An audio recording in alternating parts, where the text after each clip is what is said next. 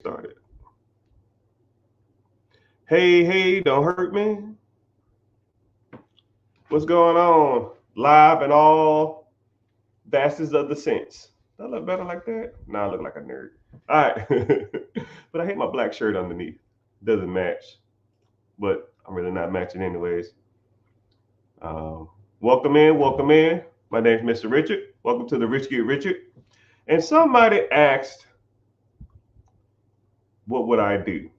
What would I do with what? What would I do with my life? What would I do with some amount of money? What would I do with anything? Everything's different. So, what do I do though? I talk about money, all different levels. I do a lot with businesses. I do a lot with credit. I do a lot with funding. I do a lot about investing. I do a lot about side hustles. We do it all here. So, welcome in. I'm glad you joined. I'm glad you're here. If you have any questions, I'm gonna do. I rarely do this, so welcome. What we're gonna do is we're gonna do rapid fire questions, preguntas. Right? Every question that get asked will get devoted 1 minute of my time.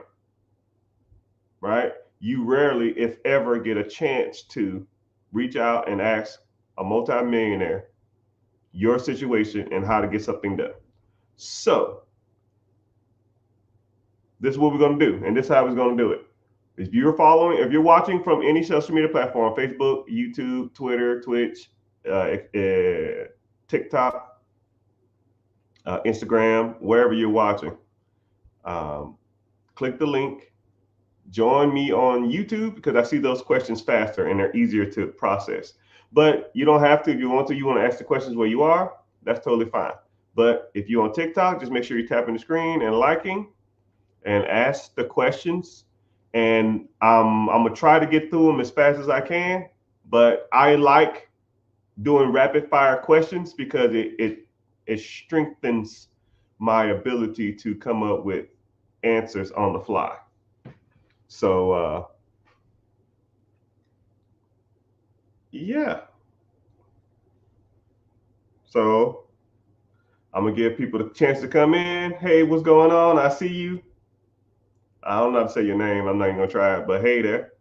So what's going on? If anybody wanna start off with the first question, I think someone asked, "What would I do with $10,000?" So you got multiple answers.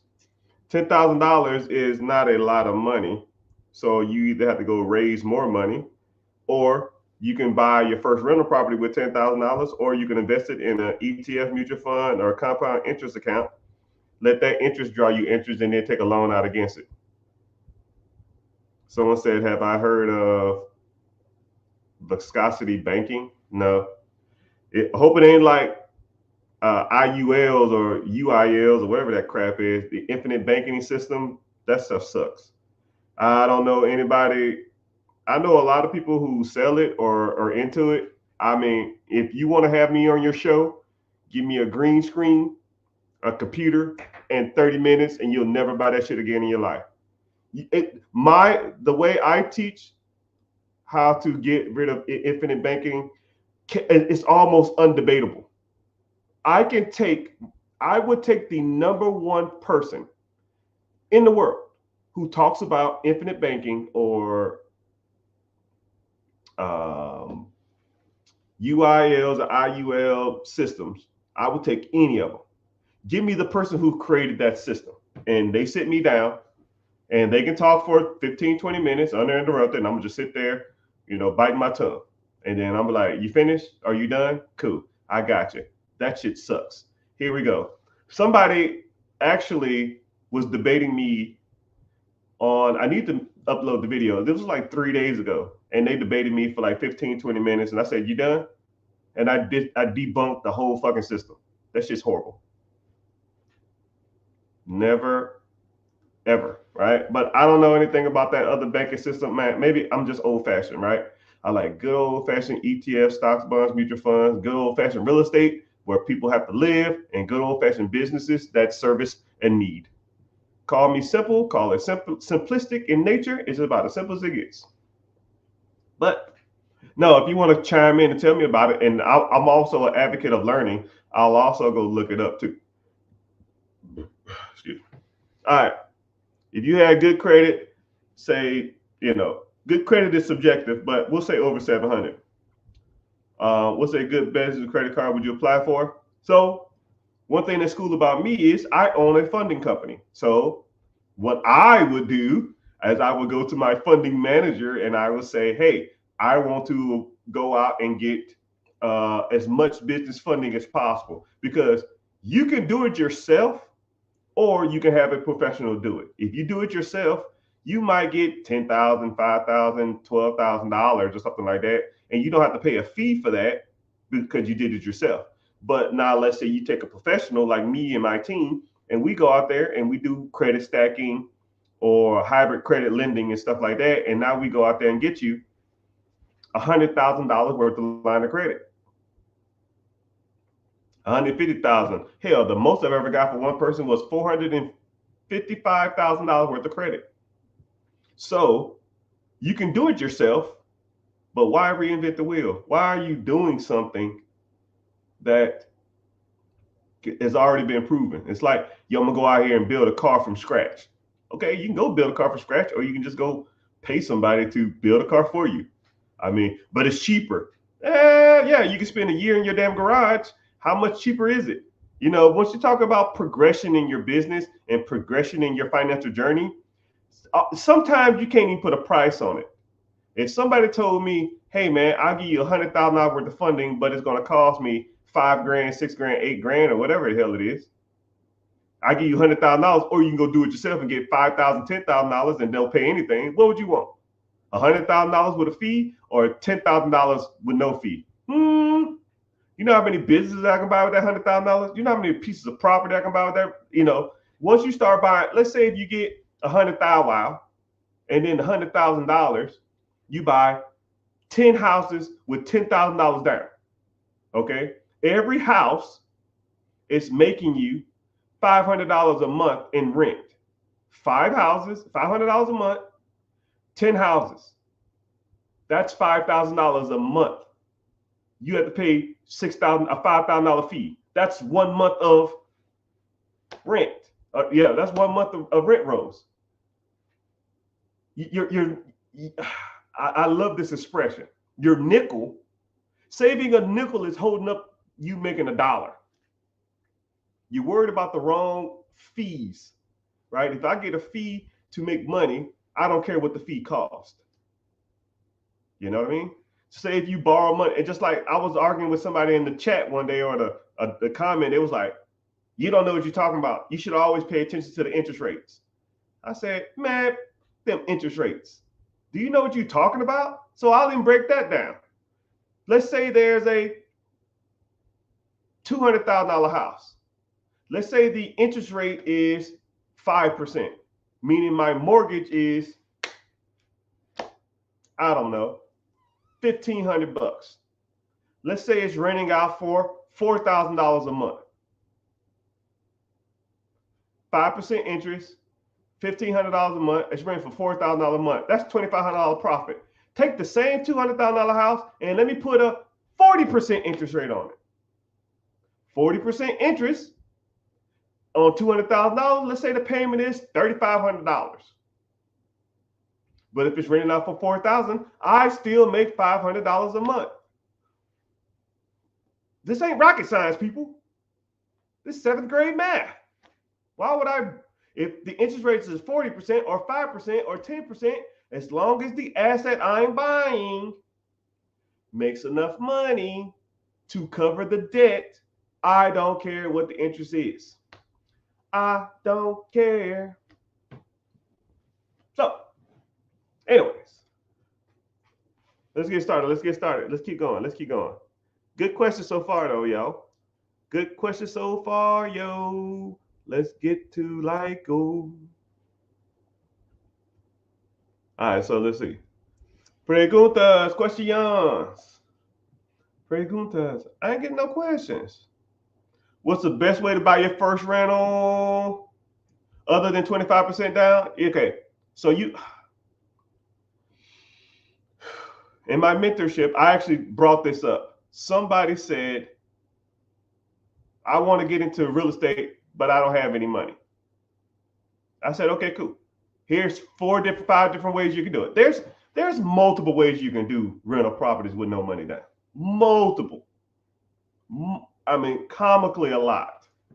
But you almost have to learn about real estate first before you learn about getting the best deals or getting owner financing. You know what I mean? Like I just gave an analogy a while back.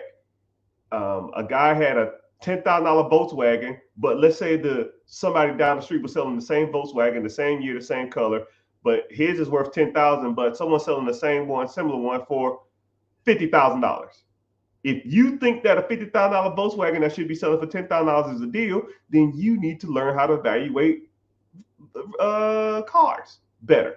It's the same thing with real estate. Once you understand how real estate works and know the ins and outs of houses, know the best markets, know the different strategies, know the different rent rates, know the different evaluation techniques, know how to negotiate with sellers, then you can talk about owner financing. You're trying to negotiate how to get 20-inch chrome rims and you ain't even got a car yet. You know, there's multiple ways on how to do that. Right? I'll even give you one off the top of my head. I'm feeling generous. Right? Let's just say you have a sign on the side. You put a sign out saying, looking for houses to sell. Okay? Boop. We'll buy your house, no money down. People are going to call you. And there's many techniques you can use, but I'll give you one example of a good technique. They'll say, hey, I have a house for sale. It's worth $200,000 and I owe $200,000. Okay. I'll take over your house. Why are you selling it? I'm moving out the country. I don't want to deal with it no more. You owe 200. It's worth 200. How much you need to move? I need about $2,000. Okay. You'll break even on this house. I'll make your mortgage. I'll pay your mortgage for the next 5 years, and then I'll refinance you out of it. And I'll give you $2,000 down to buy this property. Because $2,000 is the money you're going to use to move. Now, a $200,000 house at 20% down is 40 grand. You move the person out of their house for $2,000.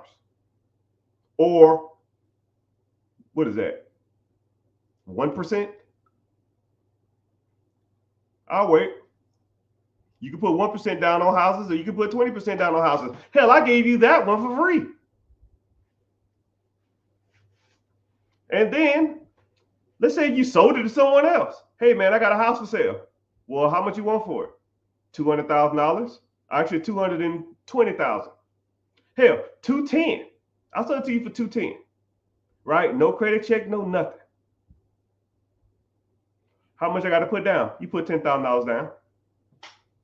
Right? So now you recoup your $2,000. Now you up $8,000, and when they send you the monthly payment, you pay the mortgage.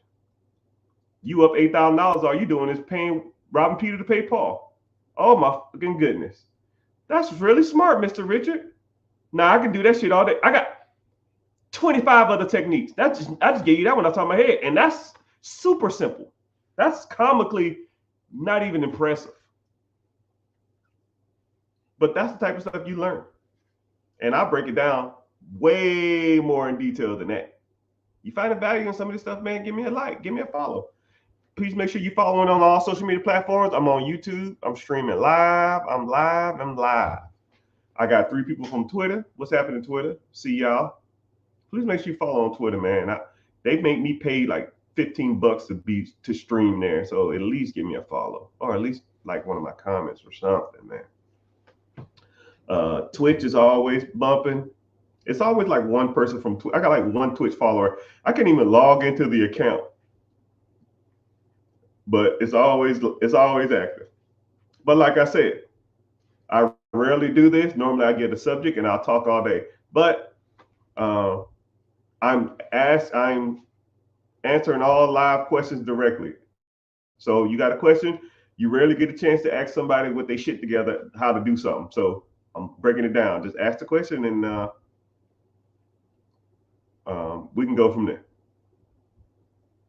Someone said financing. Financing for a business? Cool. Let's go with a business. Someone said, how do you buy a absentee business? Okay, cool. You need a few things, right? You need one of three things. You need a good credit score, you need the down payment, and you need experience in that business. So if you don't have the down payment, you can go raise capital from private money lenders, or you can go raise the money from the bank, or you go raise money from friends and family, or you can raise money from other different sources. You can do partnerships, and you can do or syndication, business acquisition deals. Which, if you want to learn that, we can get to that. Then you got to have good credit, which good credit is good credit. You can even put the business in someone else's name if they have good credit. So you really don't even need the credit. You just got to put the deal together. And then you got to have experience owning that type of business, which you can hire the manager as a consultant for the business, which give you the experience. 1, 2, 3, right? That's how you buy a business. And then you have to know if it's absentee. You got to know ins and outs about money management, payroll, and stuff like that. But a lot of that stuff is teachable. Someone said they has a 770 credit score with $40,000 down. That's right on my alley, sir. You can have a business in the next 3 months if you wanted to. So, you interested? Click the link in the bio. Join the free class. It's coming up here soon, and we can go from there. But thank y'all for being here. Thank y'all for engaging. So a sub rent the house. Essentially, a sub. You talking about like a sub 2 deal? Yes, no, maybe so. I don't know what that means. Maybe you're talking about a sub 2. That's if you wanted to do a no down payment. But like I said, I like real estate is my bread and butter. I'm great at business acquisitions, but I got started with nothing buying real estate, buying the hood houses, buying the crackhead houses, fire damage, repos, tax liens, tax deeds, lease options, sub 2, wholesale, bird dog. I mean, there's countless ways to buy money in real estate, buy houses in real estate. And you'll be surprised once you kind of get good at buying real estate, you'll almost get to the point where you're not even putting no money down. And people will find you to give you their deals. They're like, yo, I heard you buy the houses. Yep. What you got for me? And you can go from there. Someone said I need my credit fixed. All right, I got you. That's why we're here. So I have a credit repair business, and what we do is we'll focus on removing all the negative stuff on your account. So late payments, charge off, repossessions, judgments, bankruptcies, freaking baby mama payments. So we knock out all those stuff right there. And then what I'll do is I'll help you get, I'll teach you how to apply for certain lines of credit or credit cards that don't pull hard inquiries. And that don't pull hard inquiries, that report to your credit every month and boost your credit score. And then we try to help you get a stronger credit profile, because credit profile and your credit score is like two different things. It's almost like, I'm trying to think, it's like your eyeballs and your brain, I guess, right? Your eyeballs look, you see with your eyeballs, but your brain processes the information. You can't have no eyeballs and then try to process information with your eyes. If you don't have a brain, I don't care how strong your eyesight is, it's not going to do anything, right? So you need credit profile and you need your credit score, which is, they work together, right? A lot of people think that, I've seen people with strong credit profiles with weak credit scores. Now people have seen people with strong credit scores with a weak credit profile. So I think you need a combination of both. Well, actually, you do need a combination of both. I'll meet people who think their credit is good, but their credit is weak. They have a weak credit profile. They'll have like one credit card and it's like a gas card for like $100, but their credit score is 750. And they're like, yo, my credit's 750. What can we do? I was like, yo, your credit is weak. It has a high score, but it's weak as hell. And I've met people with $100,000 worth of personal credit cards, and they have a 650, which If they start paying down their credit card debt, that should be damn near 845 or something like that. So there's a lot of times that people just don't know how that credit process works. So that's some of the things that you should learn, or that's some of the things that I teach you. But if you're interested in credit repair, like I said, click the link in the bio, join the free class, and if you want your credit repair, and it's automated too, which was kind of crazy because an individual actually earlier messaged me and said, "Yo, I sent you all my stuff to do my credit. What's next?" I said, "What do you mean, what's next? Like, you're done. Like, I do the rest." And he was like, what does that mean? Like, I don't have to send off letters. I don't have to fill nothing out. I don't have to give you my. I said, no. This is automated credit repair. You don't do shit. It's you give me your information, you pay, and you sit down and relax and don't do nothing dumb for the next 6 months. And as long as you don't do that, we're good. But a lot of times, some people have hiccups. Sometimes people have slip ups. I had one guy that did a credit consolidation, but the last month of the consolidation, he didn't pay like 3 creditors, and that was 3 late payments on his stuff. We knocked out, 15 late payments, but then he got 3 more late payments right as soon as the month was over, and I was just like, "Come on, dog, you're killing me." So stuff like that happens, but it is what it is. You really can't be mad at the system. You just take the good with the bad. Now my objective is to get that crap off his credit now. So that's why we learn. That's why we talk about that type of stuff. But yes, like I said, welcome in everybody. Thank you for coming in. Tap the screen. If you're on TikTok, tap the screen and tap the screen and give me some likes. If you're following from YouTube, if you want to sub, you can. It's Twitter in the house. Damn, there's a lot of people on Twitter. Click.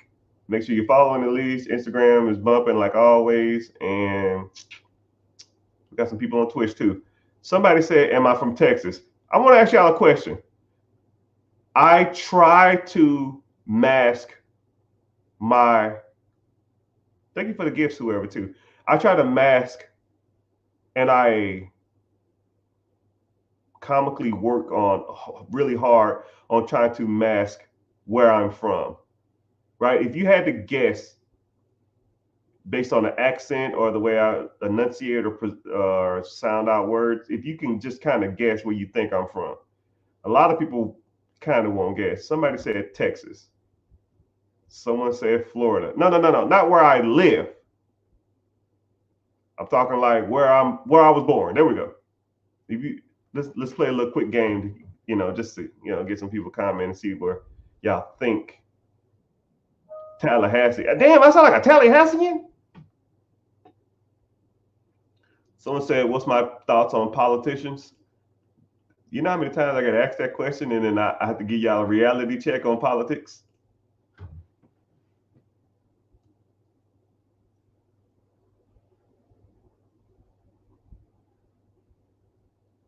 Detroit. Someone said no. Florida, Georgia. Do people from Florida have an accent? Someone said I got a question. Ask it again. The comments are going too fast. I couldn't read it. But Tallahassee, Florida, no. I grew up in Georgia, and I live in Florida now, but no. Do you fix credit if you from Texas? Yeah, I don't give a damn what state you in. You can be from the United States in another country. I don't care. If you have 3 credit bureaus, which they're really not credit bureaus, but that's another story. Someone said I'm from Harlem. No way. Someone said am I East Coast or West Coast? Neither. Someone said Alabama knows how to party. Alabama, dog? You can't hear my vernacular? You can't hear my enunciation of words? Does this sound like Alabama education? Good night. I'm almost offended. Almost. But I don't get offended a lot, so I don't really care. Oklahoma knows how to party. I grew up in North Texas, though, when I was in the military.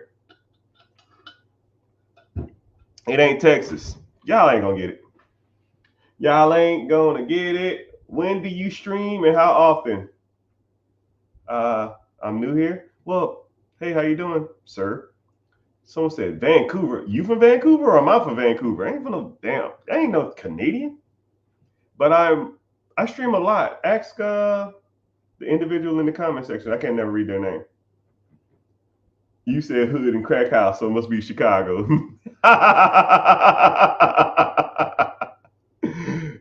Hell no. I'm scared of Chicago. Kansas? Nah. Typically, when people have like no accent, or they give like Midwest vibes. But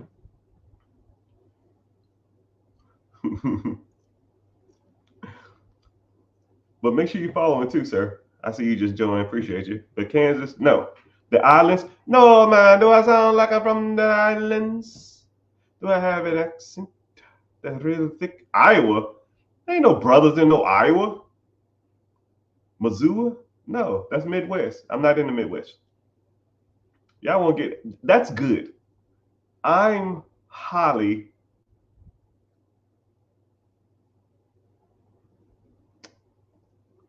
pleased with my ability to speak.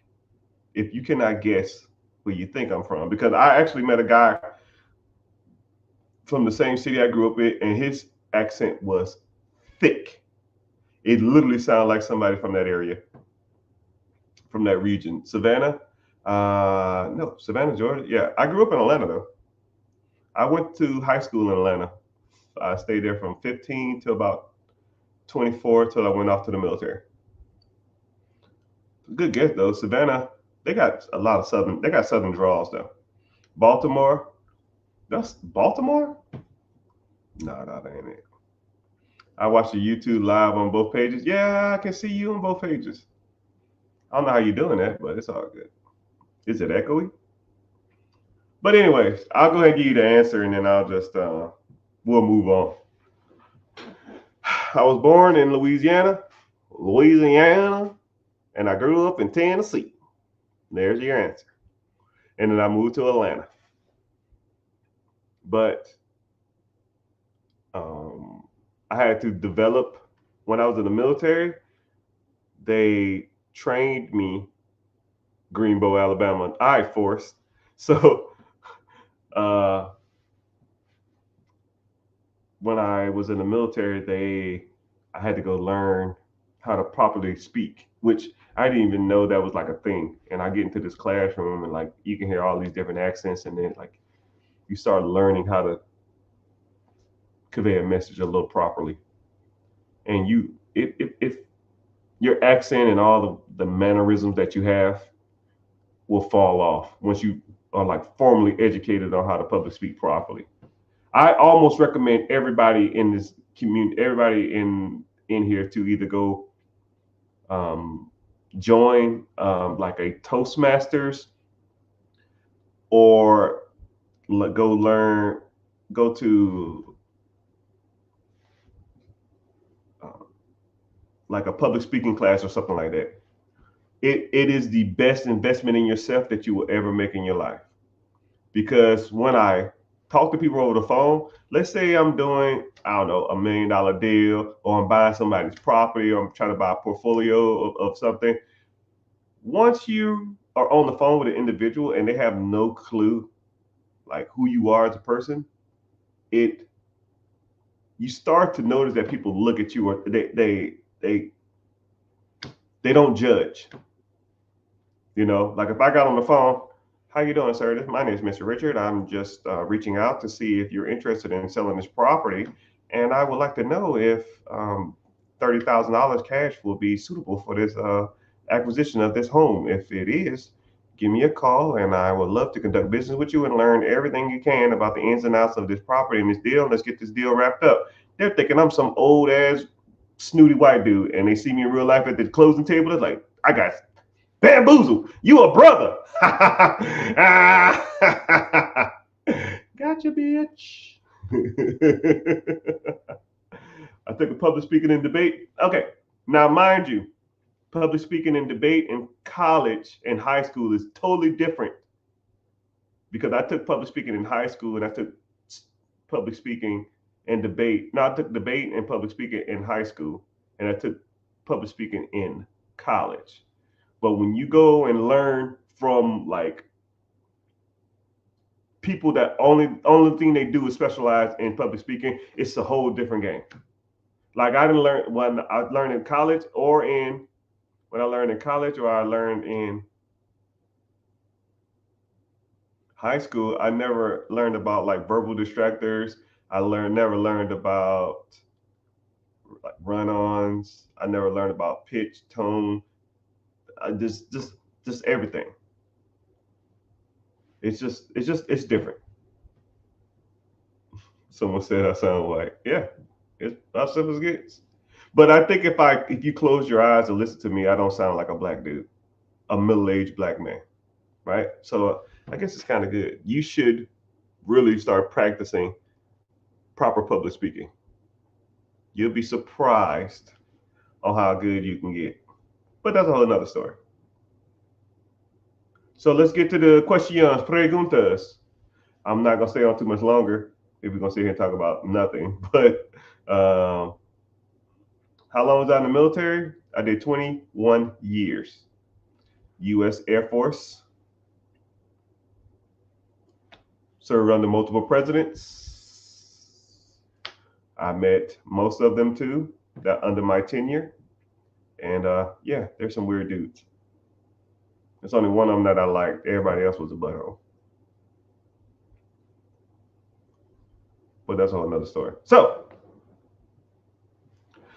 I'm streaming live. The objective of the day is to ask whatever questions you got for me, and I will try to answer them in like a 1-minute form. A lot of times when people ask me questions, I don't have a chance to get to them, or I'm talking about another subject. But whatever question you got, you can ask, and we'll go from there. Okay, someone said recommend a high yield savings account, and is really worth it, or should I put it up, or is it really worth it? Okay, so I don't believe in savings.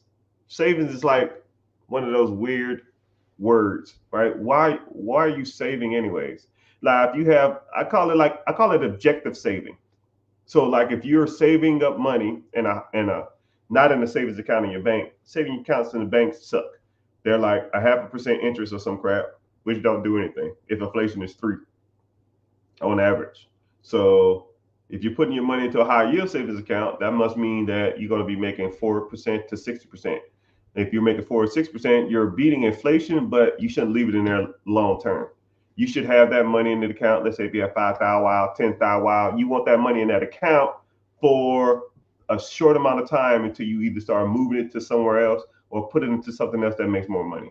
If you got $10,000 and you saving up $300 a month to potentially buy a house, cool. To buy a rental property, cool. To buy a business, cool. But if you're just putting it there just to make interest, don't do that. There are way better performing assets out there that do 10 times better than a high yield savings account. So high yield savings account's cool, unless for short term, anything if it's gonna be more than like 6 months, get into something a little higher. Rate of return, ETFs, mutual funds, stocks, that type of stuff. Do 10 times better. Let's go with, what do you say is the best move for a 23-year-old with little savings? Sir, I'm gonna say this once. Compound interest fund that tracks the stock market, dollar cost average over your lifetime. Like one thing about money, one thing that can't, money is good, time is better. Okay? Let me see if I got my calculator up. I really didn't want to pull this up, but let's say this. Let's say the individual is 23 years old, and let's say he invests $200 a month, which is not a lot of money. Most people can afford $200 a month. He's starting out with zero. He's 23, and let's say he go till 63, right? and he does nothing else. He just does this. He puts $200 in the account. One, say if he get paid on the 1st or the 15th, on the 1st he put 100, and the 2nd he put 100, or the 15th he put 100. That's $200, right? And say he set it and forget it. It just takes it out of his account. He don't give a shit about it. He did that until he's 63 years old. And let's say he's worked on his some jobs. He probably bought a couple pieces of real estate. He bought a business here. He worked a regular job and do shit else, right? One thing about this strategy, it's a like icing on the cake strategy, or it's the default strategy. It's will happen regardless of whatever happens. A lot of people say stuff like, well, what if I die? Well, if you die, you're not going to give a fuck about no money that you have in your account. You're not going to be in heaven and be like, I had $193,000 in the account that I didn't get a chance to spend. This is fucked up. Shut your ass up. That don't even make any sense. Like, so why even talk like that? It's just a weird mentality to me. But let's say this individual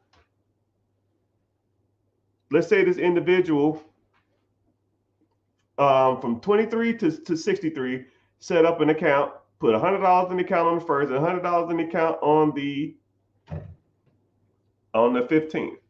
That individual, if you did something that tracked the S&P 500, will have something in the range of about $1.1 million. $100. And that's not even a lot of money. $100. When you're 63 years old, you will have $100, $1.1 million.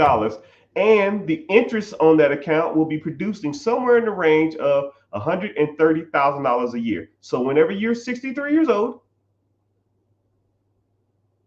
oh, damn, my math off. 23. I did 53. I'm so sorry. I was like, wow, that ain't a lot of money. 23, 33, 43, 53, 63. Okay, now that's a little better. Now it's $4.1 million. $4.1 million when he's 63 years old, and you will make in interest, this is where it gets good. Just in interest, you'll be making $505,000 a year. So when this individual, Mr. I don't know how to say your name, when he or she, whoever wants to do this, don't give a damn, you can buy into this account $100 a month for the next 40 years of your life. You'll have $4 million, and you'll make $505,000 a year in interest from 63 to 93, whatever, who gives a shit. And then you put the $4 million in a trust. You roll the trust over to your kids and your kids' kids and your kids' kids, right? They don't touch the trust, but they get a check for $505,000 a year every year for the rest of their lives. Now, who can't afford $200 a month? Who can afford a $100 paycheck? Most people can. You just got to set it up. That's why I say time is almost more valuable than money, because you can't get your time back. You 45, 55, 65, you can't even do that strategy. You're not even in the ballpark. You got to work on some other stuff, but you still should be investing in stuff like this. You might got to invest a little more to try to catch up, but these strategies are easy to do, easily implemented. Anybody in my community, I almost make them do it. And I'll say, how much you put in this month? Oh, it's on automatic. It's $250 every month. Deal. Because that's how we do it. Someone asked about XRP. I try not to talk about crypto a lot because people on here try to like rip people off with my name saying I'm a crypto expert or some shit, which I'm never going to DM you and ask you about some damn crypto. But there's only a handful of cryptos that I do like. XRP, Ripple, kind of the same thing. Bitcoin, Cardano, Ethereum. And they're all long-term investments. I'm not in here trying to like, oh man, I got this one weird ass crypto. I'm trying to ride it up and sell it. I'm trying to do stop loss and shots, pools, calls, ride the tail, drive the dragon down, stop loss, short sale. Dude, fuck all that. I don't got time for that. That's just a loser game anyways. You're a damn go broke gambling, right? If I wanted to sports bet, I'll bet on my Atlanta Falcons losing every damn week. Hell, I know that's a guaranteed win because we suck. Carolina just as bad. Put your money on that. You want to gamble on something? Gamble on them. Somebody said, "What's up? What's happening, Holmes? How you doing? How you mammy doing?"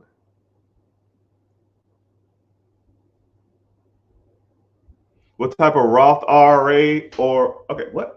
Huh? Somebody said, "What type of account? Roth IRA?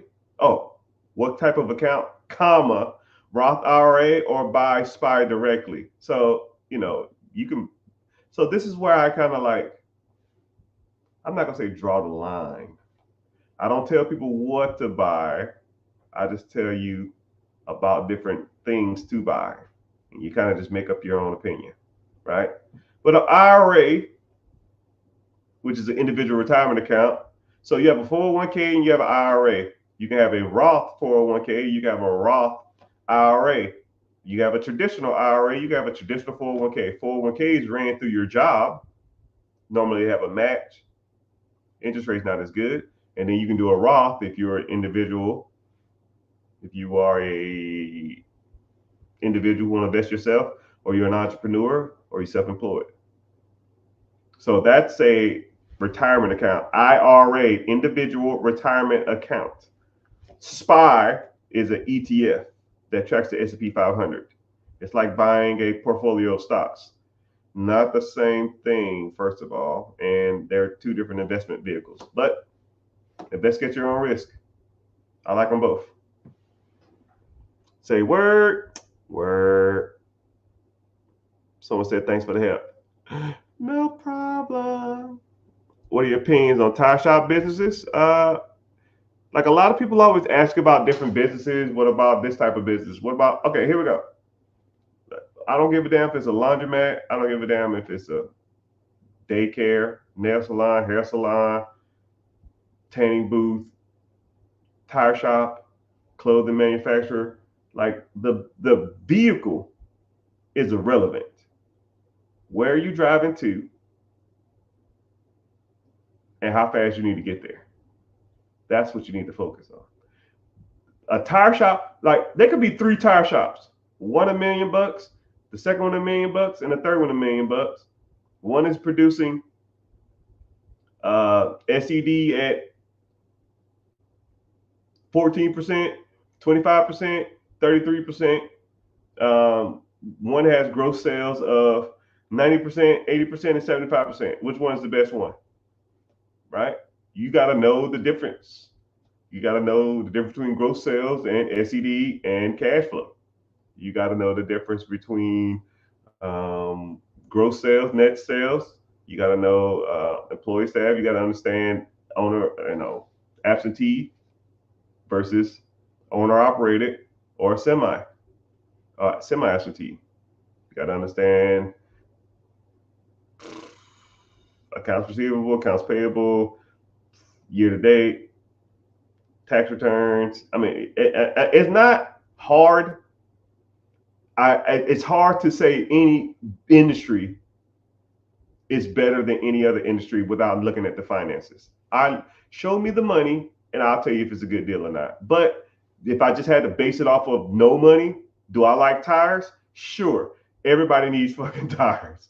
Everybody. Even though if you get a flat tire in a Tesla, you can't take it to a regular shop and get tires. It's kind of weird.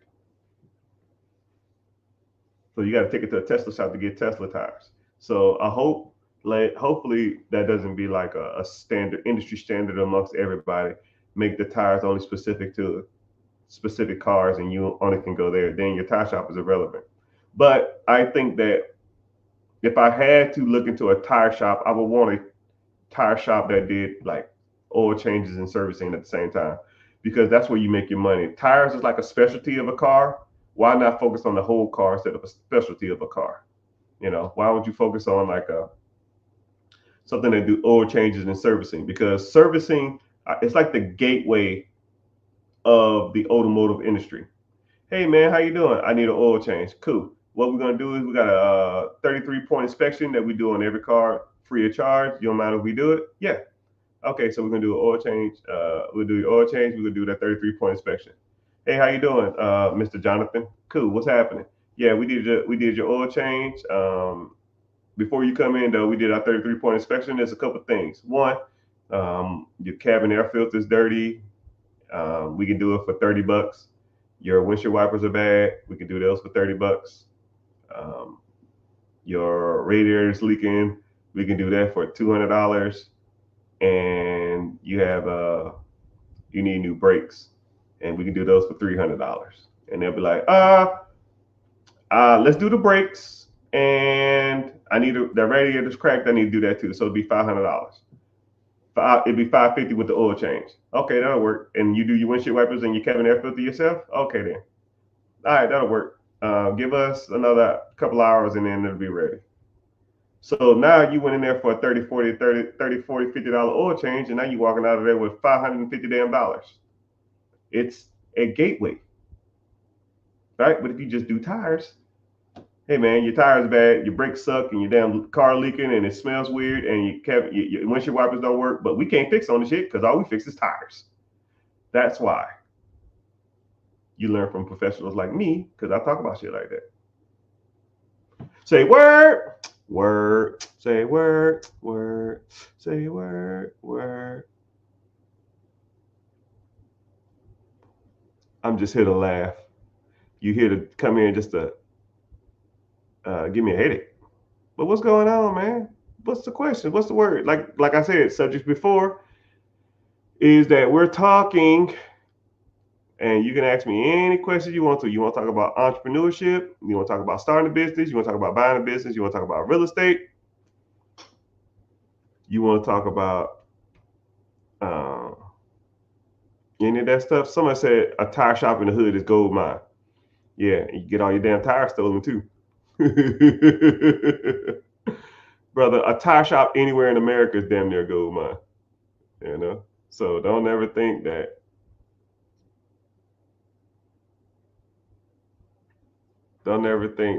you can't make money anywhere. And besides, would you want your business to be in the hood? Look, put it in perspective. Someone said a tire shop in the hood makes money. Okay, there's two businesses for sale, and we all have these in our town. We have the good side of town, and we have the bad side of town, right? And we've all been driving and been like, "Where the hell am I? How the hell I get here?" Would you want a business if you had the choice? Let's say, and I'll even put it like this. I'll even make it financial. So I'll give you some kind of like reasoning. Let's say there's a business for sale. Let's say there's a business for sale in the hood.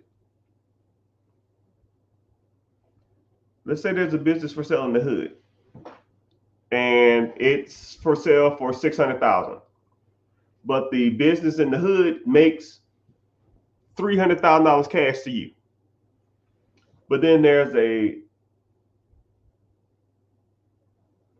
tire shop that's not in the hood. It's like in the best neighborhood. You got nice cars. It's clean outside. It's not in a lot of traffic area. I mean, it's just immaculate. The staff is well dressed. It doesn't smell weird. I mean, it ain't random cars and cigarettes and pit bulls and all kind of random shit around there. And that business makes you $200,000. Now, really think about it. If there's a tire shop that's in the hood that's doing $300,000 cash flow to you, and then there's a tire shop that's not in the hood that's doing $200,000, like which one would you want? I want to ask y'all that, right? I'm almost more so curious to see what would you want? Would you want the house? Would you want the one in the hood that makes more money? Or would you want the nicer one that's not in the hood? You know? Some people say hood. Some people say hood money is good money. Some people say they want quality, not quantity. You know? And there's other things that come along with the hood houses too, right? You have probably break-ins, people stealing, employees probably not as good. There's pros and cons, right? You're gonna have $100,000 problems every year, right? Is the problems worth that? Someone said, "Can I apply for funding to do Section 8 housing with a 560 credit score?" Welcome, sir or ma'am. I don't know you from a can of paint, but you need a reality check, right? You probably went over to some of these other guys on social media that's talking about Section 8 homes and they need to, do all this other kind of stuff. But I'm here to tell you, my good sir, learning from me and learning from my team, we will teach you how to buy properties with no money down. And I'll teach you the best way to do Section 8, right? And Section 8 ain't the know-all, be-all way to do real estate. There's 20 damn different ways to buy houses. Section 8 is just one. And Section 8 is almost like not even, it's comically not even like that great of a program, right? And then it really depends on the state you want to invest in. Section 8, some states aren't even Section 8 friendly. So if you want to invest in your own state and Section 8 friendly, in a non-Section 8 friendly state, then Section 8 is not even a program that you won't even get involved in. But you got to learn this type of stuff, my guy. Then second of all, 560 credit score is not nothing. You can't do nothing with that. You can buy a primary home with a 580, right? You can get low-level credit cards at like a 550 to 560. So you need work, my friend. You need what I call in one of my business structure, the works. That means we got to work on your credit.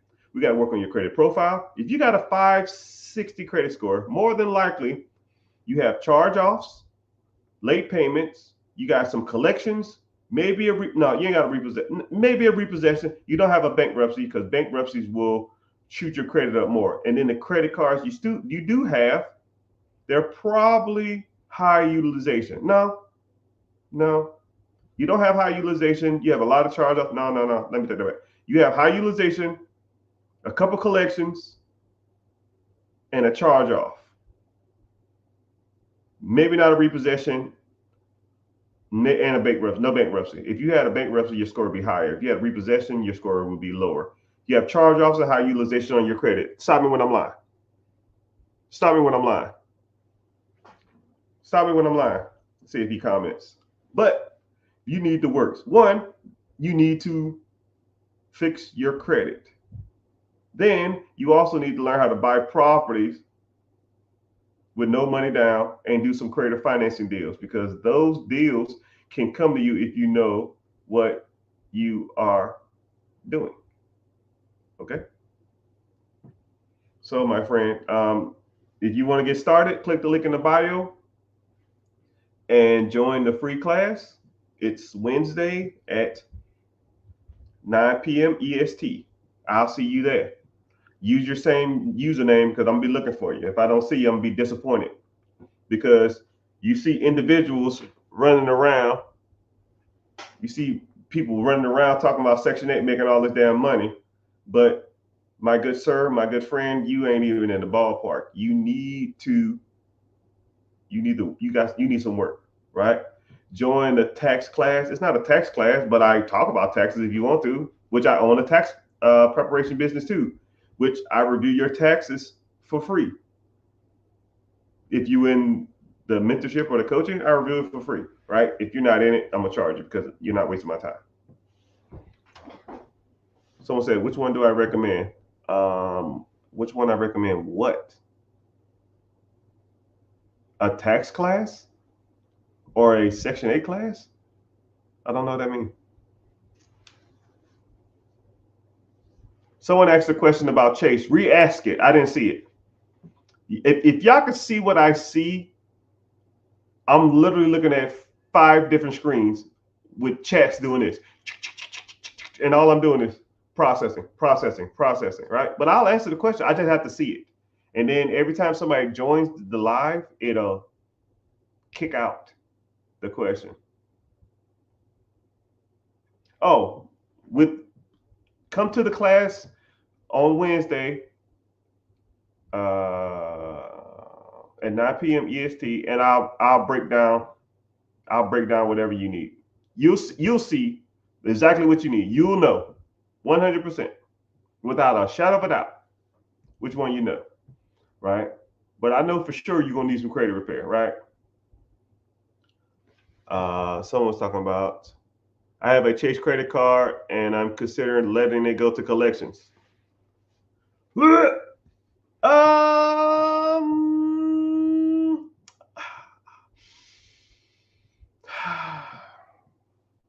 I don't want to tell you how to finesse the system. I really don't. I'll tell you like this. Here's what's going to happen if you do pay it. Air Force in the house. Yes, sir. You need to ask that. I'm going to get to you. I see an Air Force question. Thank you. Are you still in? I did 21 years in that hellhole. So let me think. So there's two things going to happen. It's like you have a Chase card. Let's say the Chase card is 10,000, right? You don't want to pay it. This is what's going to happen. And this is what's crazy about Chase too. So I almost never recommend anybody defaulting on Chase because Chase, they have a memory like an elephant. You default on a Chase credit card, they're gonna remember that shit for life, right? You're gonna be like 50 years old tomorrow. Yo, I need a Chase Gold card. They'd be like, you remember this in 2024, 25, 26? Yeah, that ain't happening. So. But this is what's going to happen. Say if you didn't want to pay it, this is what's going to happen. Your card is going to be, they're going to give you a late payment, and then your card is going to be closed. They're going to do 3 late payments typically. Then your card is going to be closed, and then that card is going to go to collections, or charged off, and it's going to be sold to a collection. The collection agency is going to buy that $10,000 debt for like $50, and then they're going to call your ass every month until like probably like a year from now.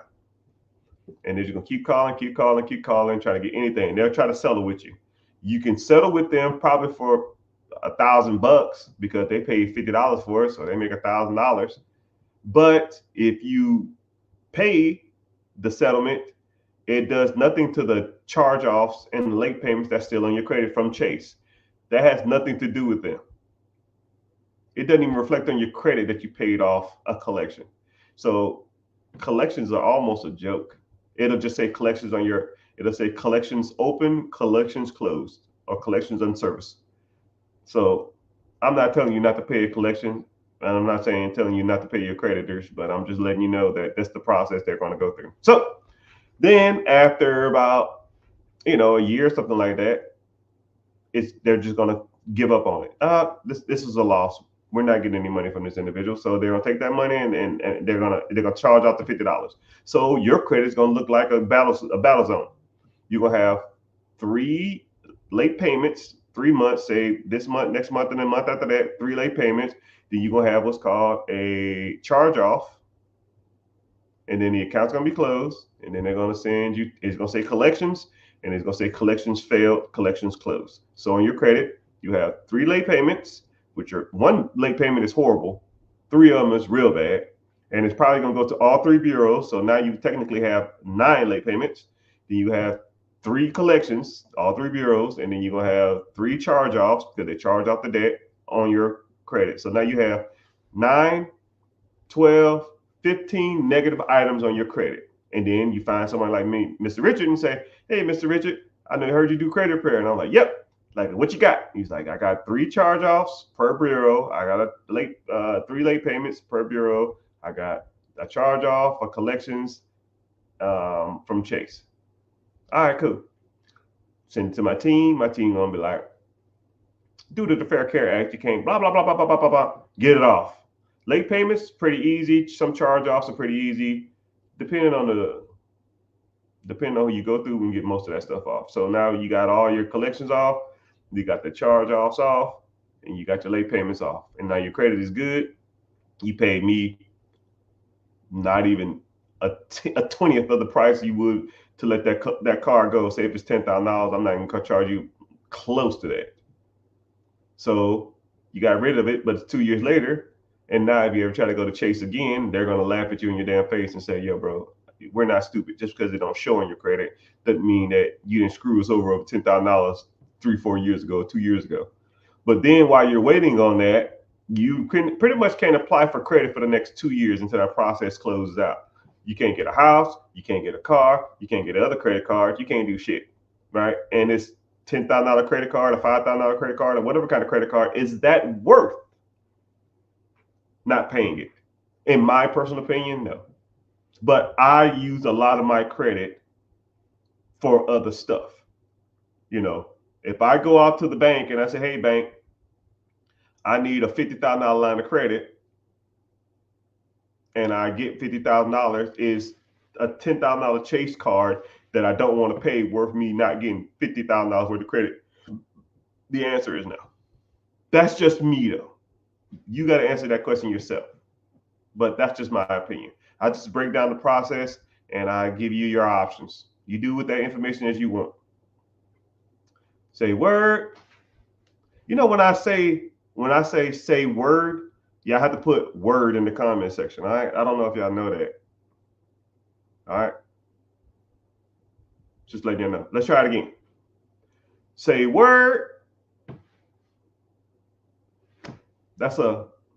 It's called a verbal distractor, but I'm reiterating the fact that I said something. Y'all just say word behind it. All right, word. I see you. I see your Instagram. Say word. All right. Somebody said they're Air Force, 28 years old, safety. Sorry to hear that. I was a 2 Alpha mechanic. 700 credit score, which is always good. You got to have it in the military. I have $35,000 liquid in IRA. You know how full. Do you have a TSP or you have a different 401k? Then I will, brother, if I was you, click the link in the bio, join the free class, because I love working with veterans and I love working with especially people in the Air Force, because I started in the Air Force with no money and I built that to $1 million a year empire. I just retired not even a year ago, right? Now I'm on the seven figures a year. And I did it all while I was in the Air Force, right? Using TSP loans, FAFSA, and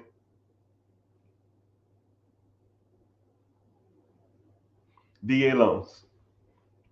My first property was a VA house. I used zero down and I rented it out for $1,500. And my mortgage was 8.25. I was making $575 for my house for zero down. Say word. Word. You have no idea where to start? Yeah, click the link in the bio, brother. I'll help you out. You got 14 years left? Yeah. So what we'll do is, if I was you, I would maximize my TSP contributions, especially if they're matching. You're probably not in the blended retirement. You're probably in the straight up TSP one. Make sure you're in Roth.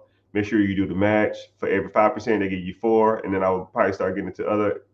And I was looking to buying homes, and I was looking to buying businesses in my area. Oh man, dude, you can do all kinds of stuff, man. You can do all kinds of stuff. Somebody laughing when I say word. You got a lot of stuff going. But I say that all the time, and no one ever rebuttals with that. Can you dispute 2 or 3 of them?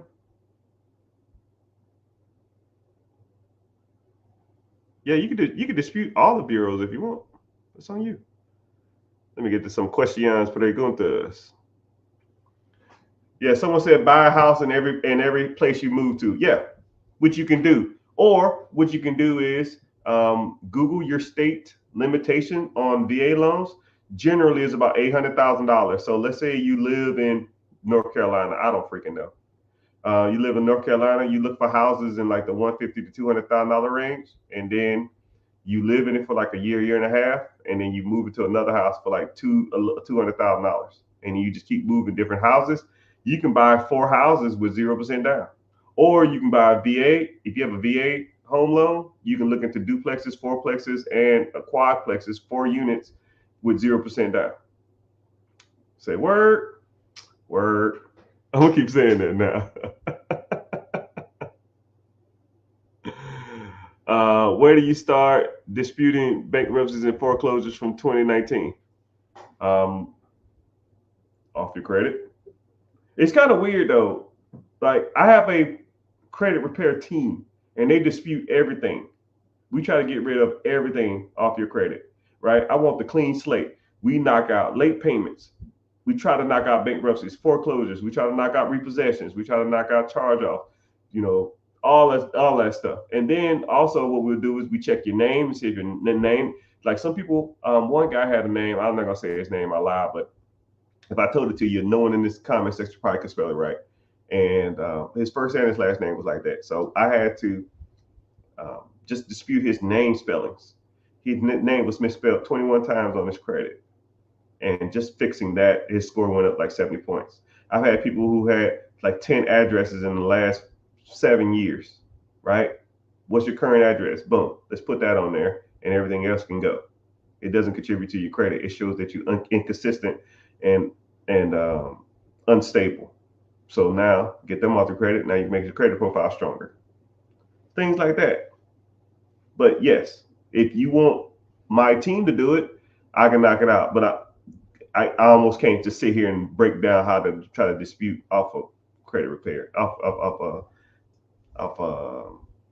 bankruptcy and foreclosures. That's like bankruptcy and foreclosure is like the Michael Jordan and LeBron James of credit.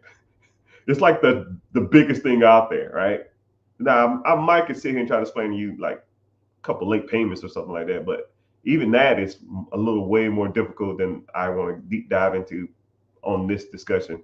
But I talk about this stuff all the time in my community. I break it down. If you want to learn it, we'll talk about it, but most people don't. All right.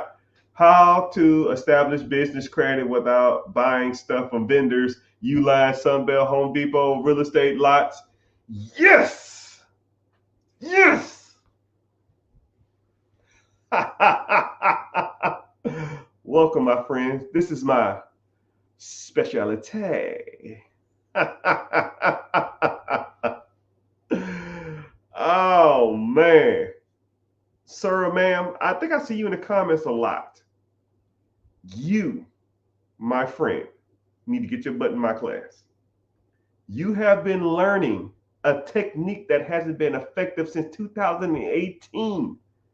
Trade lines, net 30s, net 50s, net 30s, net 60s, net 90s has not been utilized. Dun & Bradstreet is the company that tracks those systems. Dun & Bradstreet is in a class action lawsuits. They're not even tracking people no more. So for those who don't know, I'm gonna kind of put y'all on some game because a lot of people don't know that this was even a thing. And a lot of people don't even know how this process even worked. So 2019, 2020, it was a company. So there's for years, the private sector and the bureaus and all these different kind of financial institutions had a issue with trying to track business credit and differentiate business credit from personal credit. And they've tried all different types of techniques. I mean, since the damn 80s. I'm not going to go into detail about that crap. Y'all don't care. But for the sake of this argument, I will get to this one right here. There was a company that came out and said, yo, we will track people's business credit and report to the bureaus as people pay their trade lines or people pay their vendors. So they said, okay, cool. This company is called Dun & Bradstreet. Dun & Bradstreet said, okay, if you want to get lines of credit, you need to go out and get vendors or you need to go out and get trade lines. And the trade lines, they'll give you lines of credit. Lines of credit can be paid over 30 days, 60 days, or 90 days, or a net. The total net is due in 30 days. Net is due in 60 days. The net 90 days. So that's a net 30, net 60, net 90 come from, right? So people went out and did all this bullshit. I even did it too, right? So you go to like Uline, Grainger, Sunbelt, Home Depot, all these other different companies, and you say, hey, I need to get a vendor. I need to get a trade line with you. Okay, for your account to be active or activated, you need to spend a certain amount of money a month. Sometimes it was $100, sometimes it was $500, sometimes it was $250. Who fucking knows, right? And what you do is you spend $100 at Home Depot, $100 at Uline, $100 at Granger, $100 at whatever Sunbelt, and then they'll report to your account, right? And then the accounts was supposed to go get tracked at Dun and Bradstreet, but Dun and Bradstreet wasn't tracking. So people were spending. I know, and then what happened is they said, no, okay. It's hard for us to track these accounts because there's not enough. So you need to have. I remember one time Dun and Bradstreet said you need to have like 10 trade lines for us to track it effectively on your credit.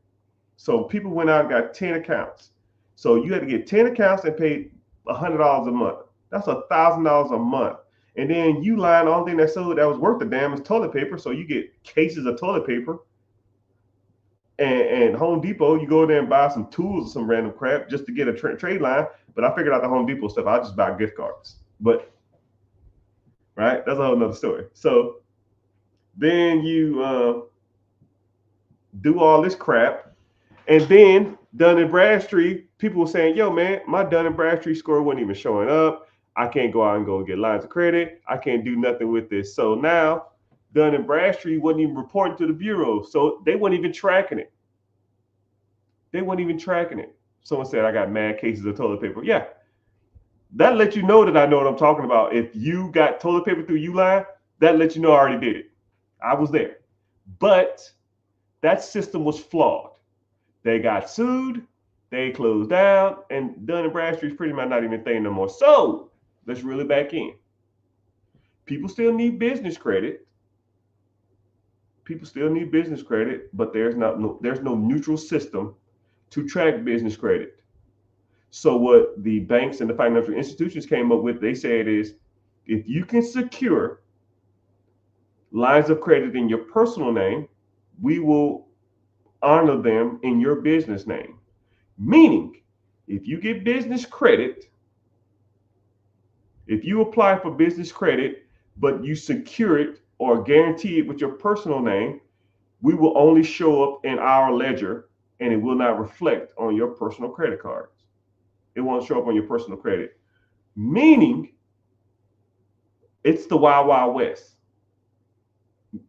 You can go out and get multiple lines of credit with multiple banks as much as you want, and it doesn't show up on your personal credit. And just like I said, I knew what I was talking about with the Granger thing. Yeah. Multiple millions of dollars worth of credit, people. Millions of dollars worth of credit. I got stacks of credit cards. Stacks of them, right?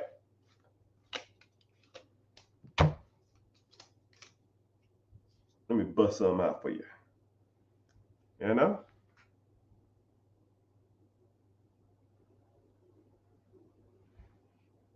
And this one is unlimited. And y'all know this, listen.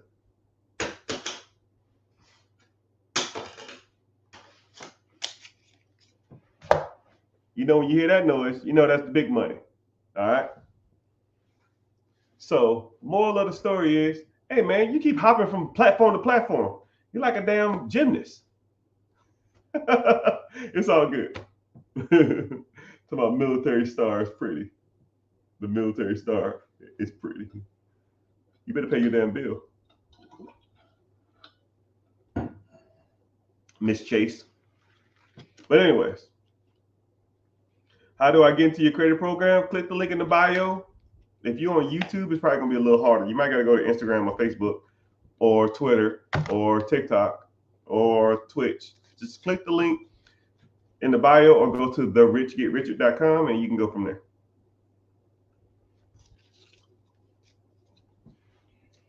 But that is a great question about the net 30s.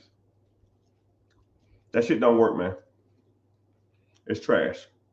So if you want to use in the program or use in the community, I will teach you how to secure business credit in your personal name. No, sorry, secure business credit with your personal credit. and then the business credit doesn't even show up on your personal credit. I mean, let's say if you get $50,000 credit card from Chase and it doesn't show up on your credit unless you default. I mean, shit. Now you can go get multiple lines of credit everywhere. I got like 5 Chase cards, and then that's per LLC too, or S corp or C corp or sole proprietorship. So if you have 3 LLCs, as long as you secure the debt, you get a $50,000 credit limit per LLC. So now you get 3 lines of credit, 3 lines of credit at $50,000 a piece. Now you got 150,000. Wow. Now you can put $10,000 on a property. So my guy who was talking about Section 8, now he can put $10,000 down on a property. He can buy 15 properties. Say if every property is making in $500 a month, 500 times 15 properties. Now him or her making $7,500 a month. This is not a game, people. $7,500 a month is an extra $8,250,000 a year. Can you use an extra $82,000 a year? I'm sure you can. And you use other people's lines of credit to do it? You fucking righty. Freaking right, doggy.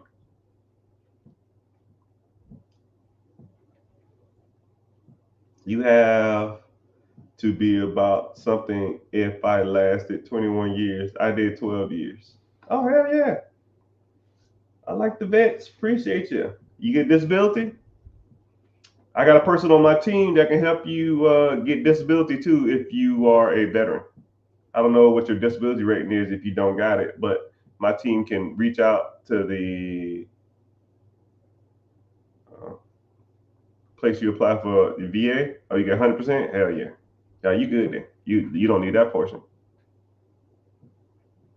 Someone said, which marketing channel has the highest rate of returns? Which marketing channel? That's like saying, what's the best burger? My kids will say McDonald's. I don't know. It just depends, right? If you know how to evaluate a business, you'll know. If I sat you down for more than an hour and broke it down, you'll be like, wow, this makes sense. And then you won't ask questions like that. You'll know what makes sense and what doesn't. Sometimes some things are so good to be true, it's generally not. I pay no taxes and I pay no taxes. Yeah. But digital marketing is pretty good. Digital marketing, I mean, there's no upfront cost if you know what you're doing. But it really depends. That's a vague question. It's kind of hard to say. That's a hard question. It's too vague. What's the best anything to buy? What's the best hat to buy? I don't know. It's your opinion, right? But then you try to look at rate of returns. Some industries probably have better rate of returns than others, but I don't know. Some of them don't.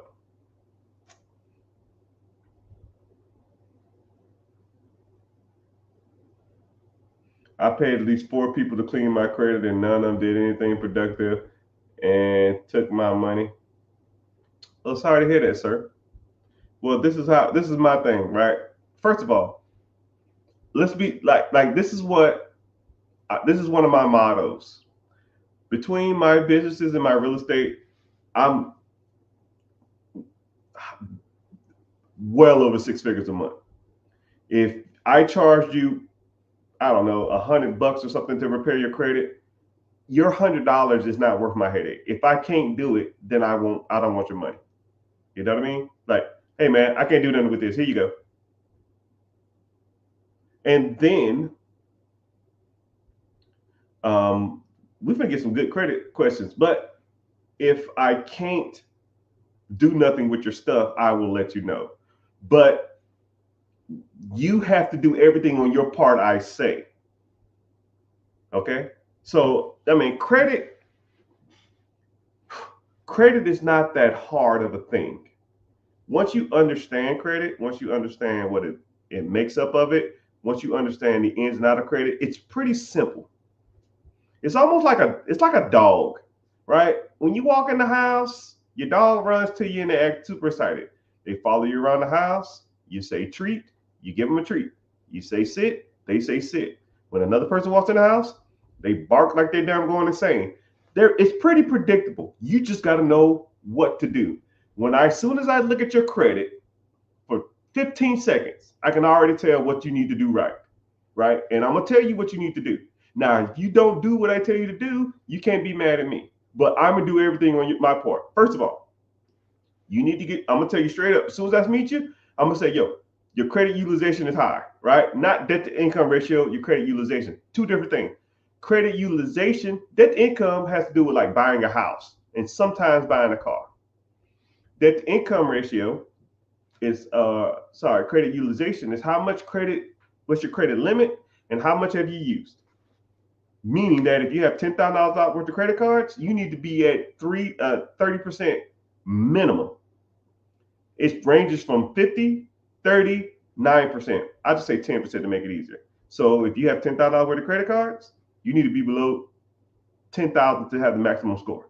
If I look at your credit and it says you got $10,000 worth of credit and they're maxed out $10,000, first thing I'm gonna say is, yo, bro, you gotta get this boot. You gotta get your credit card down.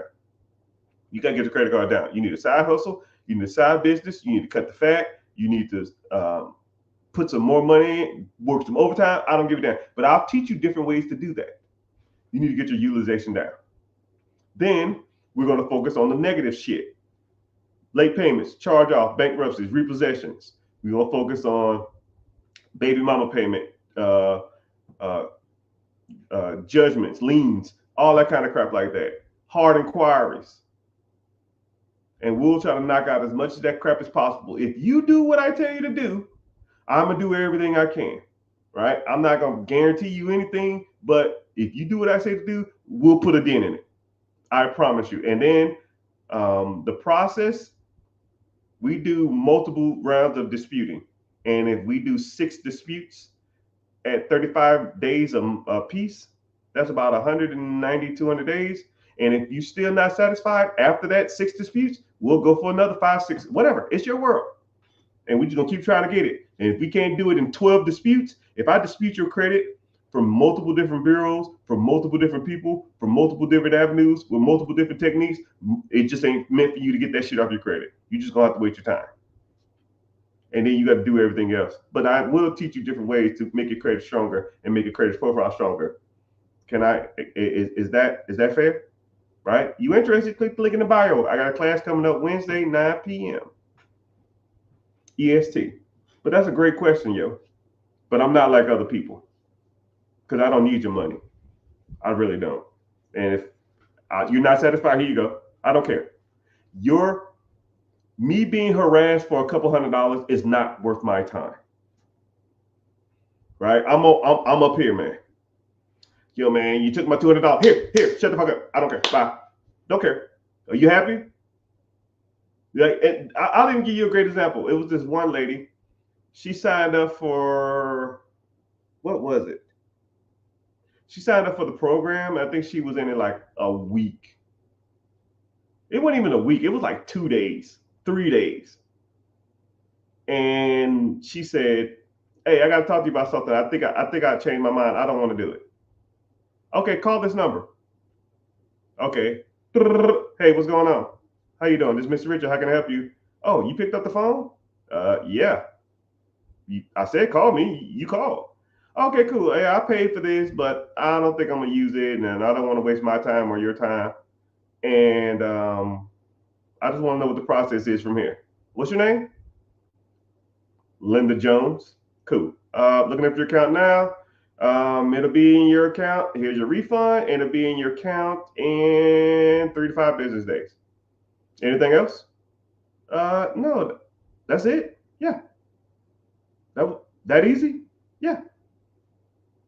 Oh, I thought I was going to get on the phone and kick and scream. And no, I'm not that guy.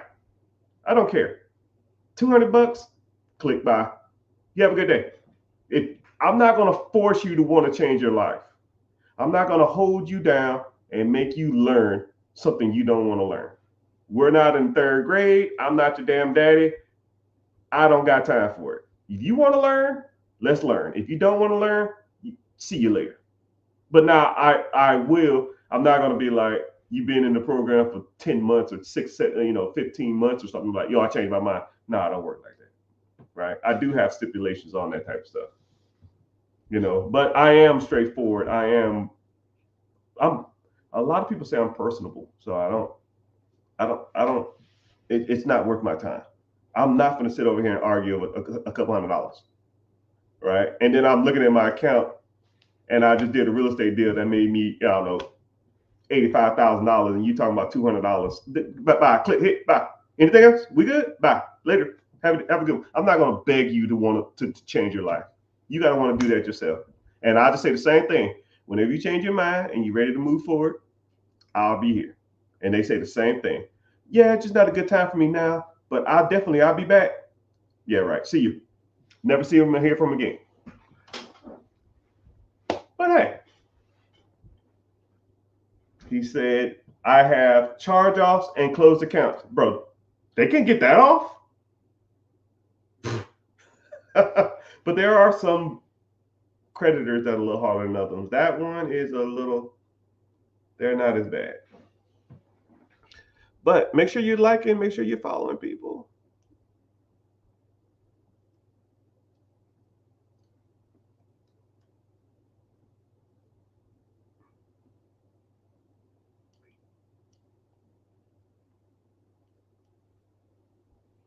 It's not worth my time, people, I promise you. And I'm pretty personable too, man. Someone keep tagging my name. Who keep tagging me? Is there like a troll in here? If you see somebody's name in here that ain't me, just block them.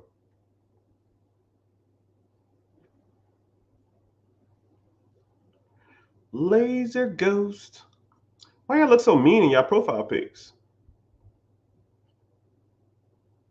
Ooh, somebody ain't even following. Ooh, I'm about to block somebody. Ooh. But yeah, I'll take a couple more questions, then I gotta go. All right. So if you wanna, real quick, we can talk about credit. We can talk about business funding. We can talk about personal credit. We talk about business credit. We can talk about real estate, buying investment properties, commercial properties, investment properties. You talk about if you want to get into sub 2, section 8, wholesaling, bird dogging. Oh man, we talk about all that type of stuff. We talk about it all. We talk about buying businesses. We talk about expanding your businesses, getting funding for your businesses, growing your businesses, marketing for your businesses, all types of stuff. Everything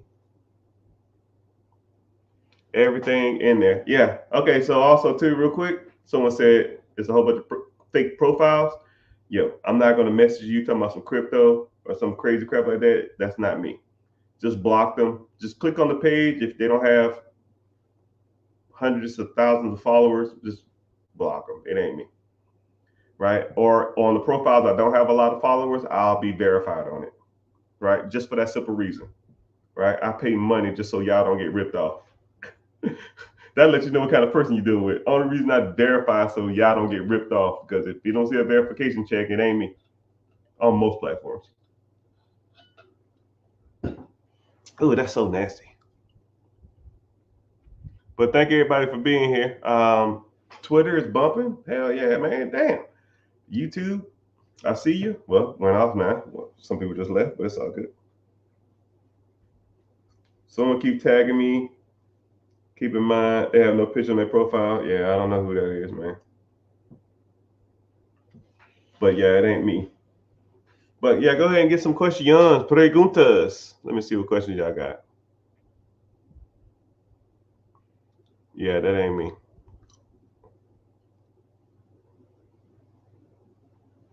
Can you answer my question? What question? I don't see no question. Okay, someone said, how long does it take you? Re-ask the question. Yeah, the class, links in the bio in the class. Click the link in the bio and join the free class. Where should I start investing? Yes. Next question.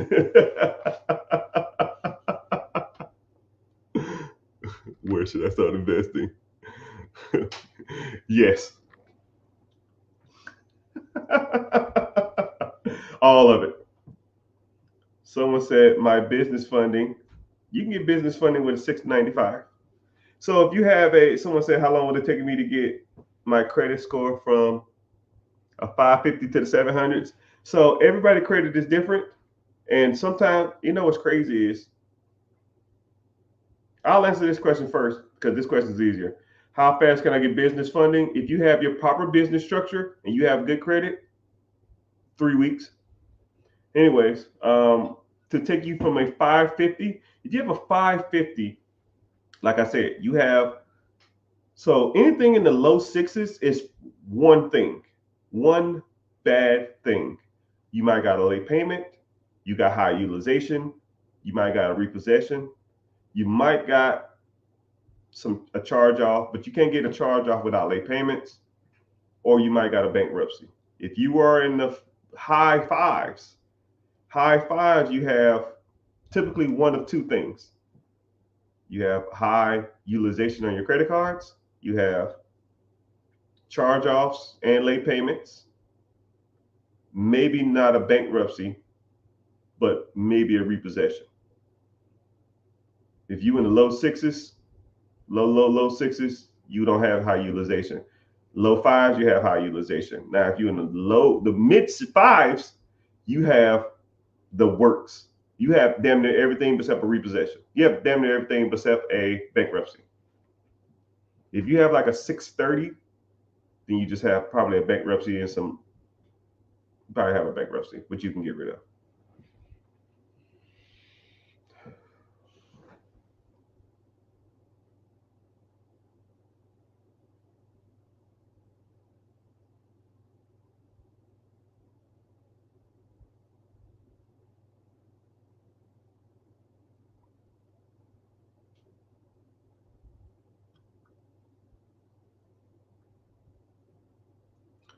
Okay, yeah. So to take your score from a 550, it just depends. It depends on how messed up your credit is. 550, you got a lot of wrong. You probably got high utilization. We got to get that down, and then I got to work on your credit profile to make your credit profile stronger. And then we got to get rid of your late payments, charge off, bankruptcy, repossessions, hard inquiries, and all that kind of crap like that.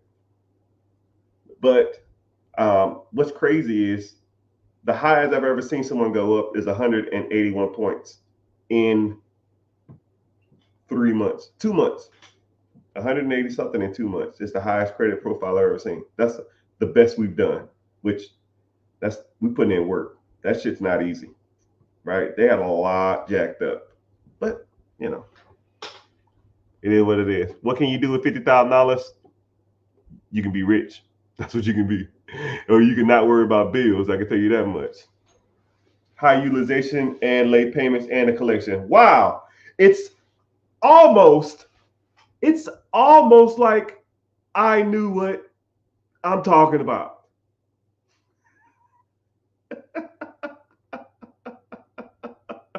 It's almost like I know what I'm doing when it comes to credit. God dang. I literally said that if you're in the 500s, you have a combination of the three: high utilization, late payments, and the collections. I literally said that. You might even got you might even have hard inquiries too. Is a 6? Say word, word. He gave me a cheers. You're right. You gave me a cheers. I know what I'm talking about, man. I ain't out here messing around. Somebody said I'm 60% disabled, which my disabled guy can help you get a higher disability rate. And then also too, I have 100. I'm going for 100. I can do it for you if you want me to. You have a 680 credit score going back to school. What do you think? What do you do? If you're going to school, I mean, if you want, if you're a veteran and you go into school, they're gonna pay you to go to school. You get your BAH, right? Register at the school or register your home address as somewhere that's have a high BHH rate. You get pretty much paid to sit on your ass. With the disability, if you get retirement, you don't have to do anything. That's what I would do if that's the case. Or I'll be trying to work on a business and or real estate at the same time while doing all those at the same time. But hey, what do I know? What's happening, sir? I see you. See you join in. I just bought a Camaro. Making the payments around $750 a month. Oh my goodness.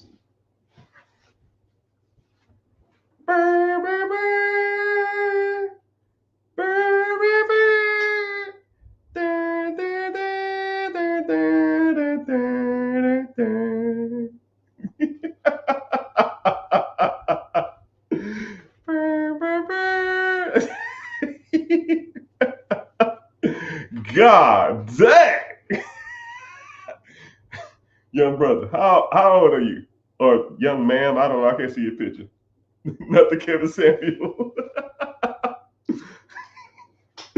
Hey, if you follow me, that's gonna be snipped. That shit, you are a meme. I'm gonna say it again just so I can pick it up. How old are you? 23. Oh my goodness, brother. R.I.P. Your finances is done. Okay, my brother. It is what it is. It is what it is. God dang. Tell me about the car, man. I just saw a video when someone did the Hellcat. Ooh, the $750 a month, man, you can be rich and you don't even know it. I mean, it's almost nothing you can do now. You can do a handful of things. You can do if you don't want the car, you could just either try to pay it off early, which I mean, mind you, probably in a damn 6-year, 13% interest, some crap like that.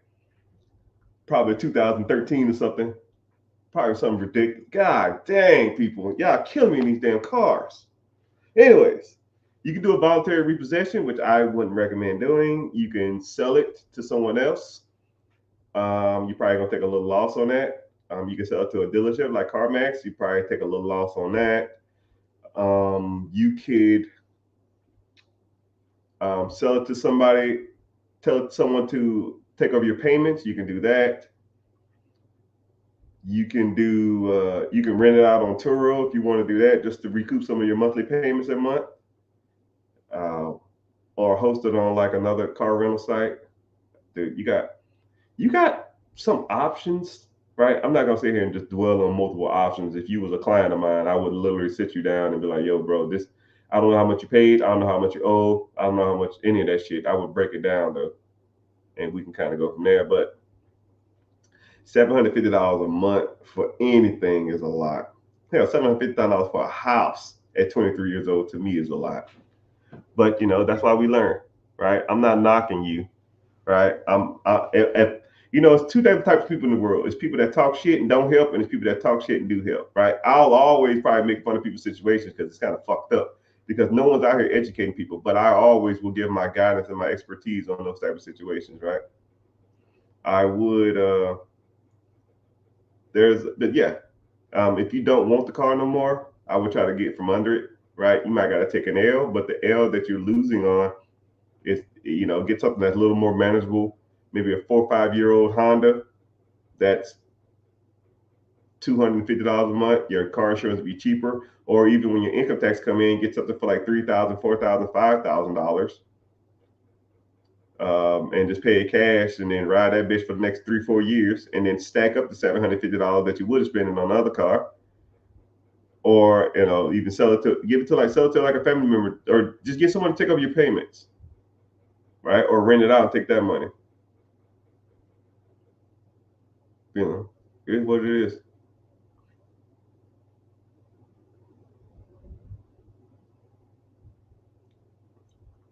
But yeah, let me see. My vacation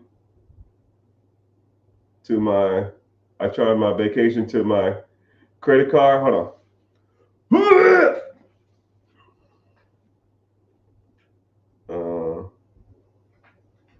If I don't pay the bill in full when it's due, it will lower my credit score.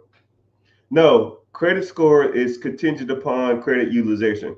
So take out how many credit cards you have, the maximum amount total. So if you have one credit card that's 2,000, you got another credit card that's 3,000, you got another credit card that's 5,000, that's 10,000. You take the total amount usage, and you have the total amounts that you have in utilization. So let's say one card has 500, another card has 1,000, another card has another 500. That's 2,000. So 10,000 out of your 2,000, that's 20%. Anything under 30%, your score is decent. Anything under 10%, your score is going to be maxed out on credit utilization. So the easiest way to think of it is, you can go to Credit Karma, click one of your scores, stroll down to utilization amount, and I'll give you your percentage. If it's anything below 30, you decent. Anything below 10, you're good. Anything over 30, your score is going to fall. You can click on it and it'll break down your scores contingent upon how much you have utilization wise. I know a lot of people don't like Credit Karma, but Credit Karma is probably one of the more accurate ones, not on your scores. Credit Karma sells your information to bureaus, and they sell your information to credit card companies, and they say your credit score is higher, so they can sell you a plan. So that's how they make their money. But no problem. But yeah, someone said, he said thanks for helping, but yeah, that $750 a month is a monster. I don't know how you even think about doing that. Say if it's fairly newer, you're 23 years old, you can be paying that shit till you're 30 years old, man. Right? I'll even do the math on it for you too, sir. Let's do the math on it. You're 23 years old, and let's say you have a 6-year car payment, right? $750. And let's say you have $0. You have $0, right? I even broke it down in the thing. $0 over the next 6 years. You put $750 into an ETF or a mutual fund or index fund that's tracking the S&P 500. That's doing, heaven knows, I don't know, 12, 14, 16%. Some of these ETFs are doing 18% over the last 5 years. But let's say you do that, and then you take the $83,000, and then when you're 30 years old, then you buy your Camaro. But you take the $83,000, you put the $83,000 in the account, and you don't invest anything else. You just invest $700 for the beginning years of your life. So from 30 to 60, you don't do shit. You just take the $83,000, you sit in that account, and you leave it. You let it ride. It'd be $4.8 million. Say word. What kind of account would you suggest investing in for a first-time guy? Yeah, so this is my thing. I don't tell you what to invest in. I'll tell you how to invest in it. Okay? But if you want to break some of this stuff down, click the link in the bio and join the free class. But there's multiple platforms, Robinhood, Webull, Stash, Ameritrade, E-Trade, Fidelity. You have multiple accounts, brokerage accounts, IRAs, 401ks, mutual funds, ETFs, individual stocks. You got multiple stuff you can invest in, right? But what we break down in the class, we break down different stuff, right? Hey, this is doing 5%. This is doing 8%. This is doing 12%. This is doing 16%. It's a little more riskier, but this has been around for 15 years. This has been around for 50 years. This has been around for 12 years. And once you start breaking them stuff down number-wise and longevity-wise, stuff will start to stand out. Some things just make more sense. Say word. That's true. That's how I learn. Yeah, I got you. But I wish I'd have known you 6 months ago before you bought that damn thing. I wish you was my cousin or my brother or something. I'd have been like, yo, bro, what the hell you doing? Dude, I'm so thirsty, but I put like vegetables in my stuff and it tastes like crap. Anyways, One more question, and then I'm out. So the world is yours. Like Nas said, whose world is this? The world is yours. Social media gets mad if I'm on live for more than 2 hours. They like it, but I can't. Certain streaming platforms don't like it. Say word, word.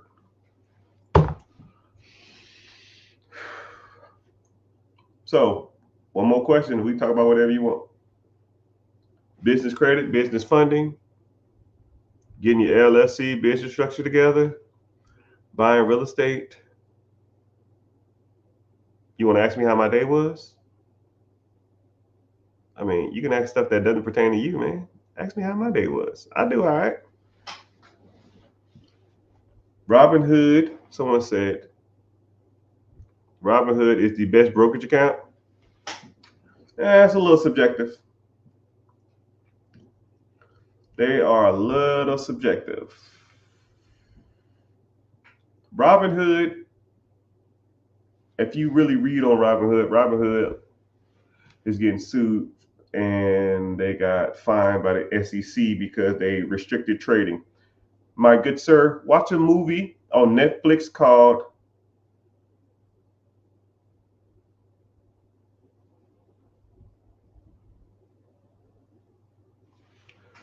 Brain Fart.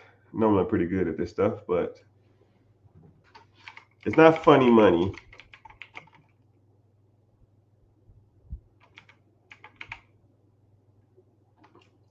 Let me see. Robin Hood app stock movie. If y'all know it, say it. Stock movie.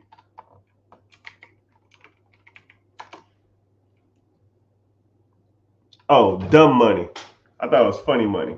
There's a movie called Dumb Money. Okay? And that movie walked you through the perspective of the average traders, the multimillionaire hedge funds, and the apps like Robinhood who restricted the buying and selling of certain stocks because they didn't want their millionaire and billionaire buddies to lose a lot of their money. What is the best account to open up for the first time? Probably a brokerage account or a. But yeah, it really depends. A brokerage account, like that's what we're talking about. He says Robinhood, but you can open up the accounts, but you got to know what to invest in. And we break down all that stuff. Even though the last 3 months I've been trying to talk about investments to my class, they don't want to talk about it, even though they need that stuff. But hey, whatever. It's all gravy. But my friends, it's been real. It's been fun. It's been real fun. I'm wishing you the best. Say word. Can't say it hasn't been real because it hasn't. Appreciate y'all being here. Make sure you liking, following for whatever social media platform you're on. Let me tell you something. And also make sure you're following and when you're going out through your journeys and your destinies and going throughout the world, like start paying attention to like the world around you and the money scenarios that come up. And whenever you say, "Man, I'm not sure about this," just think there's a random strange black dude on the internet that's trying to get everybody on this money game, and that's how we learn. But I appreciate y'all for being here. TD Ameritrade, yeah, they're not bad either. But the vehicle is irrelevant. What are you buying in the vehicle, right? Thank y'all for being here. It's been real. It's been fun. But it has been real fun. Later, dudes.